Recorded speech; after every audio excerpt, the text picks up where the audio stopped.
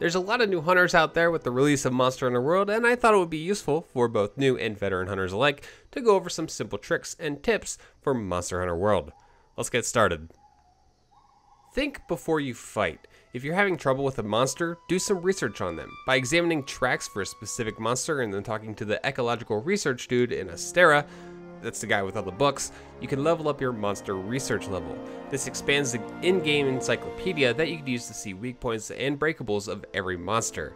This is a great resource because certain monsters may alter their attacks or their behavior when they lose their tail or a body part or something like that. For example, Radobon's tail swipe isn't nearly as dangerous when you chop off half of it. The range is greatly reduced. Also, if you could help it, make sure you use an element the monster is weak to, and that you have the proper sharpness to fight effectively. You don't want to go against a Tobi-Kadachi with a lightning weapon, you're going to have a bad time. And of course, think about bringing extra resources such as shock traps, pitfall traps, flash pods, trap tools, thunderbugs, and you might even want to toss in a few trank bombs so you can help cap the monster if you want to shave off a few minutes at the end of the fight. Switch your weapons. This is really important, especially the new players that haven't played much of the series.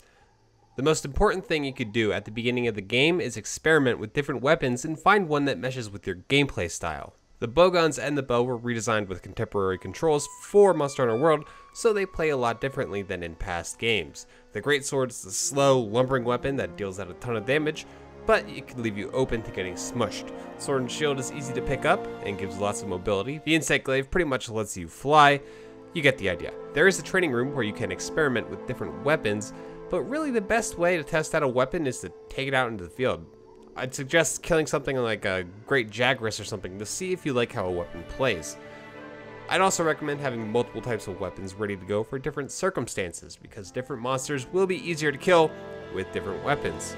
For example, something that loves to fly around a lot would be a lot easier to hit with a ranged weapon or an insect glaive. Watch your armor skills. In previous Monster Hunter games, each monster had an armor set that granted certain skills, and you need to reach a certain threshold to get the effects of any skill. That's not the case anymore. Each piece of an armor will activate a skill and grant you partial benefits. However, some skills are obviously better than others, and depends on what weapon you're using. For example, the focus skill is useful because it decreases the time it takes to charge up certain attacks and gauges. So, for example, Dual Blades Demon Mode, Greatsword, Switch Axes, etc. would all get a slight buff from this focus skill. Likewise, the Master Mounter skill would be great for a weapon that lets you jump in the air, like the Sword and Shield, or the Insect Glaive. I also like the Evade Extender and Evade Window skills because they help increase survivability, and a skill like Slugger would be great for the Hammer or the Hunting Horn with all that blunt damage. Some of my other favorite skills include Marathon Runner, Windproof, Quick Sheath, Stamina Surge, and Critical Eye. I can go on and on about this, but experiment with your set and different skills and make sure you read all of your armor skill descriptions. You may also want to tailor your armor set or charm to what you're fighting. For example, maybe add a poison charm if you're fighting something that will probably poison you. If you have an awesome set, let me know down in the comments. Side quests. There are a massive amount of side quests in this game. I highly recommend completing as many as you can, as soon as you can, even if it's kind of strenuous, because pretty much all of them unlock a variety of new content, including missions, food recipes, farm upgrades, etc. A majority of them are either gathering X amount of an item, or hunting X amount of a specific small monster or a large monster.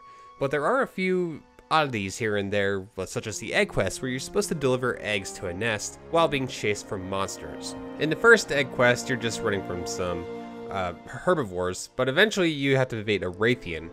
If you're stuck on these egg quests, I'd highly recommend using a ghillie suit right before you pick up the egg, as that will make you invisible, as well as using the Kulu Vambraces, an armor piece that gives Pro Transporter, which makes running with the eggs so much easier.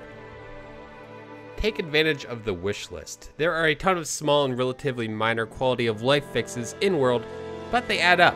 One feature that I really adore this time around is the Wishlist in the Blacksmith. If you hit triangle or Y, you could add something forgeable to your wishlist. If you add multiple items, then check your wishlist while in town or on a hunt, you can see everything you need, including a total tally. This way you don't need to write junk down separately on a notepad or something.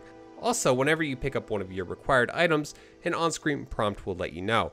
I know that this is a relatively simple feature, but I use it all the time as it helps me organize my thoughts and helps me keep track of what I should really be harvesting.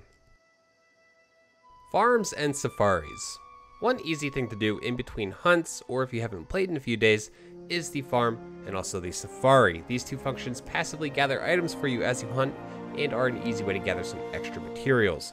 Particularly useful, at least for me, the ability to farm thunderbugs. With thunderbugs from the farm and trap tools available from a vendor, there's basically no reason not to run out of shock traps.